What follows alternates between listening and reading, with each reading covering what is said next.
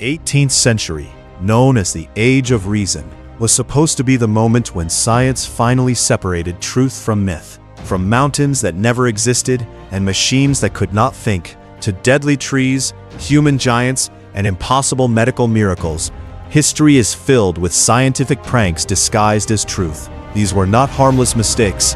They shaped maps, medicine, technology, and even global exploration. The shocking part is not that people lied, but that the smartest minds believed them. Stay with me, because every story you are about to hear proves that science has been fooled more often than we like to admit.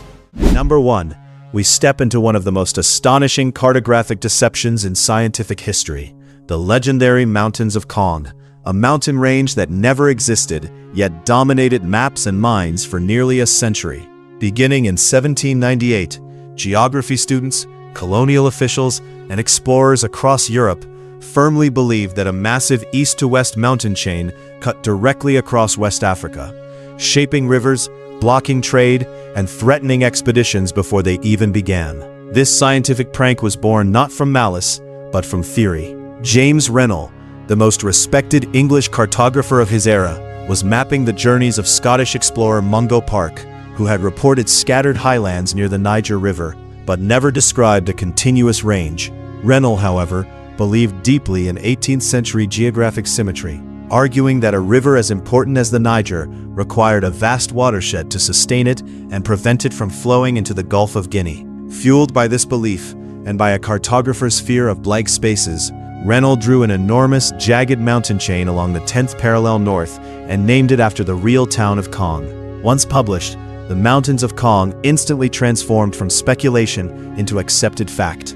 Leading mapmakers like Aaron Arrowsmith in 1802, John Carey in 1805, and even Milner's descriptive atlas in 1850 reproduced the range without verification, embellishing it with snow-capped peaks, granite walls, gold-rich geology, and deadly passes described as an insuperable barrier to commerce. Geography textbooks taught children that this fictional range dictated African trade routes and military strategy. The illusion survived until 1887, when French explorer Louis-Gustave Binger physically crossed the exact latitude where the mountains were supposed to rise. Instead of peaks, he found flat savanna and gentle hills, declaring the range purely imaginary in 1889. Yet the prank lingered into the early 1900s, not because anyone still believed it, but because publishers found it too expensive to re-engrave their copper map plates, allowing a phantom mountain range to haunt science long after its death. Coming in at number 2, we encounter the ethnographic illusion of the Patagonian Giants, a myth that transformed exaggerated sailor tales into anthropological fact for almost 300 years.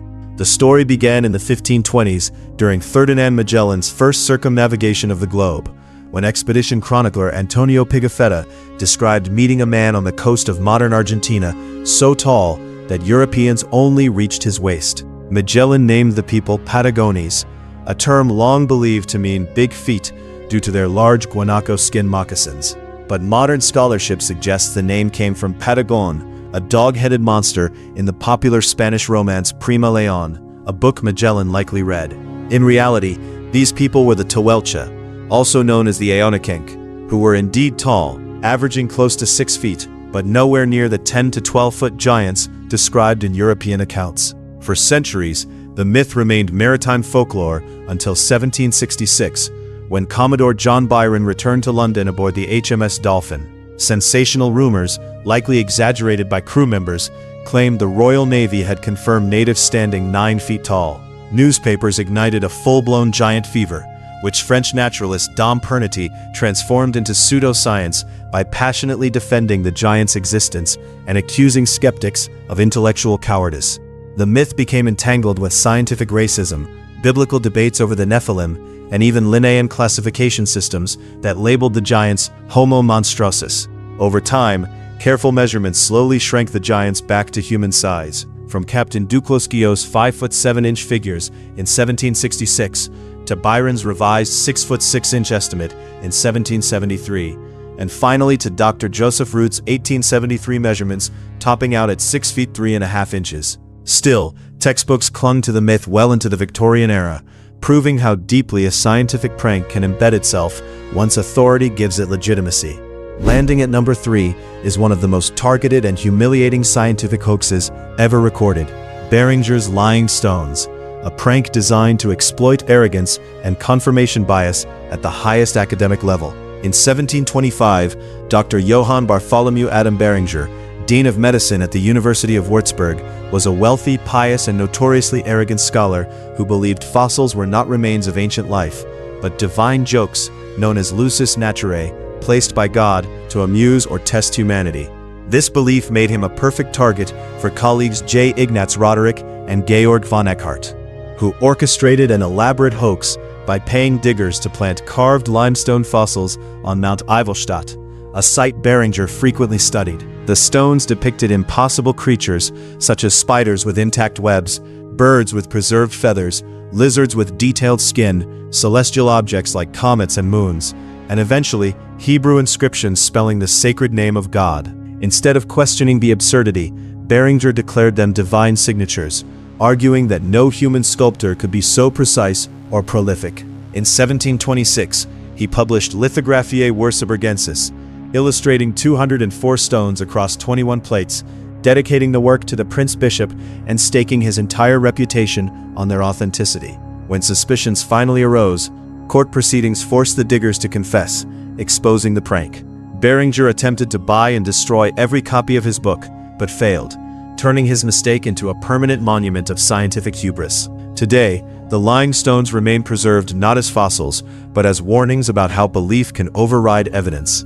Closing out at number 4 is perhaps the most famous technological illusion of all time: the Mechanical Turk, a machine that convinced the world it could think. Built in 1770 by Hungarian inventor Wolfgang von Kempelen to impress Empress Maria Theresa of Austria, the Mechanical Turk appeared as a life-sized mannequin dressed in Ottoman robes, seated behind a large wooden cabinet filled with gears, pulleys, and clockwork. Before each match, Kempelen and later Johann Maelzel performed a ritual of deception, opening cabinet doors, passing candlelight through the machinery, and loudly winding the device to prove no human could be hidden inside. In reality, the gears were decoys, and a sliding seat allowed a skilled chess master to remain concealed while tracking moves through magnets embedded in the chess pieces. The Turk defeated some of history's greatest minds, including Benjamin Franklin in 1783 and Napoleon Bonaparte in 1809, famously knocking all the pieces off the board after Napoleon cheated repeatedly. Scientists refused to accept it as a hoax, proposing theories involving magnetism, invisible wires, and mechanized intelligence, believing it might be humanity's first thinking machine. In 1806, Edgar Allan Poe logically concluded the Turk was controlled by a human mind, though he misunderstood the hiding mechanism. The illusion finally ended in 1854 when the Turk burned in a Philadelphia museum, and its secrets were revealed. For 84 years, the Mechanical Turk stood as a scientific prank mistaken for proof of artificial intelligence, shaping debates about machines and minds long before the modern computer age. At number 5, we descend into one of the darkest botanical legends ever mistaken for scientific truth: the terrifying myth of the Upas Tree of Java, a real plant transformed into a biological nightmare. The Upas tree, scientifically known as Antiaris toxicaria, does exist in Southeast Asia and produces a poisonous sap historically used for aerotoxins, but the version that haunted European science was a complete fabrication. In December 1783, a Dutch surgeon named N.P. Forsch published an eyewitness account in the London Magazine that described the Upas as a death-dealing hydra tree growing in a barren Javanese valley. Forsch claimed the tree emitted lethal vapors that killed any living creature within a 15-mile radius, leaving the land stripped of grass, shrubs, and even insects. According to his story, birds flying overhead dropped dead mid-air, while the ground beneath the tree was littered with bleached bones of animals and humans. To deepen the horror, Forsch added a sociological myth, claiming condemned criminals were forced to harvest the sap while wearing leather hoods with glass eye holes, and that only 1 in 10 survived and earned a royal pardon. The story spread rapidly because it perfectly matched European fantasies of the exotic and deadly East. Erasmus Darwin treated the account as factual science in 1791, describing the Upas as a true botanical monster, while 19th century writers like Byron and Charlotte Bronte used it as a metaphor for moral corruption. Although American botanist Thomas Horsfield published a factual account in 1813 proving vegetation grew normally around the tree and that its sap was only dangerous if injected, the lie survived for decades. The Upas tree became a zombie fact, taught in schools and encyclopedias well into the Victorian era, simply because the myth was more exciting than the truth. Kicking things off at number 6 is one of the boldest cultural fabrications in European history. The astonishing case of George Salmanazar, a man who invented an entire civilization and convinced scholars it was real. Appearing in London in 1703, Salmanazar, a blonde Frenchman whose real name remains unknown, claimed to be a native of Formosa, modern Taiwan, a place almost entirely mysterious to the British public. Exploiting this ignorance, he published an historical and geographical description of Formosa in 1704. A book so detailed and confident that it was accepted by the Royal Society and endorsed by the Bishop of London. Salmanazar claimed Formosan elites drank tea mixed with raw viper blood for breakfast, and described a religion that sacrificed 18,000 young boys every year to an ox-shaped god. When critics questioned how the population could survive such rituals, he calmly invented a complex demographic explanation to defend his numbers. His most convincing creation was language itself.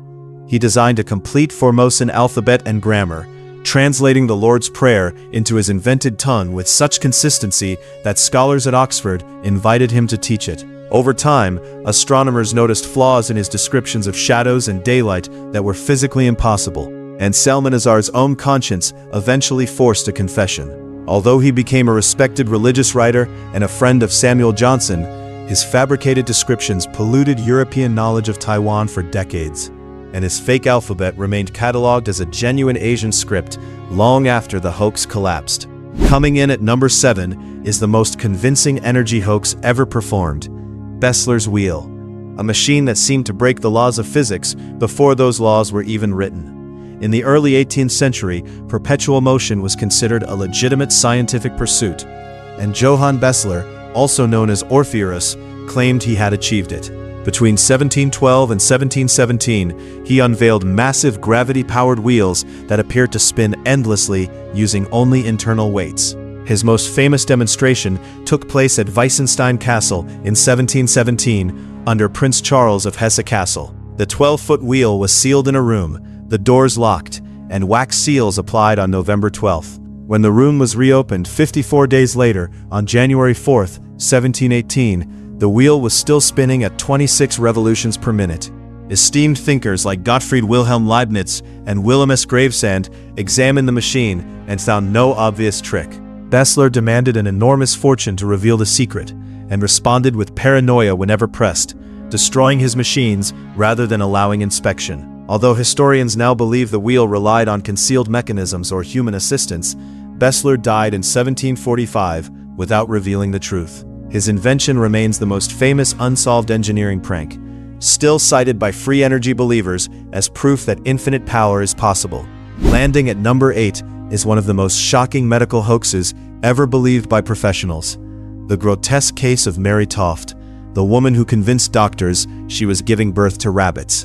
In 1726, Mary Toft, a peasant from Godalming in Surrey, claimed to have delivered animal parts during labor, a claim witnessed and validated by local surgeon John Howard. The story escalated rapidly when Nathaniel St. Andre, surgeon to the royal household, personally observed the so-called births and declared them genuine. He published a pamphlet affirming the phenomenon and presented the evidence to King George I.